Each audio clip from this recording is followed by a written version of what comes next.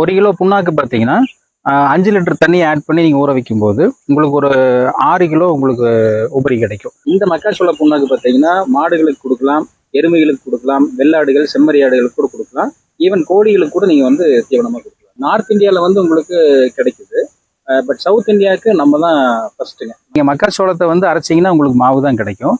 மக்காச்சோள கருதுல பார்த்தீங்கன்னா அந்த எண்ணெய் வித்துக்கள் அப்படின்னு சொல்லக்கூடிய ஜெம்ஸ், கார்ன் ஜெம்ஸ்ன்னு சொல்லுவோம். அந்த கார்ன் ஜெம்ஸ் பார்த்தீங்கன்னா ஒரு 5% மட்டுமே இருக்கும். அந்த 5% கார்ன் ஜெம்ஸ் எடுத்து தான் நம்ம வந்து மக்காச்சோள புண்ணாக்கு வந்து நம்ம தயாரிக்கும். ஸோ இந்த மக்காச்சோள ஆயில் பார்த்தீங்கன்னா நார்த் இந்தியாவில், வடநாட்டில் பார்த்தீங்கன்னா அவங்களுக்கு சமையல் எண்ணெயாக பயன்படுது.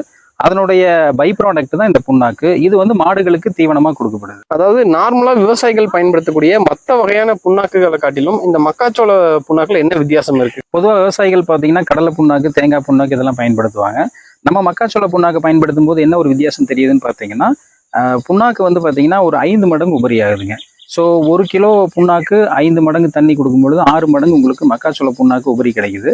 அப்படி உபரி கிடைக்கும் பொழுது விவசாயிகளுக்கு பார்த்தீங்கன்னா தீவன செலவு குறையும். நீங்கள் 5 கிலோ செலவு பண்ண வேண்டிய இடத்துல 1 கிலோவுக்கு செலவு பண்ணால் போகும்.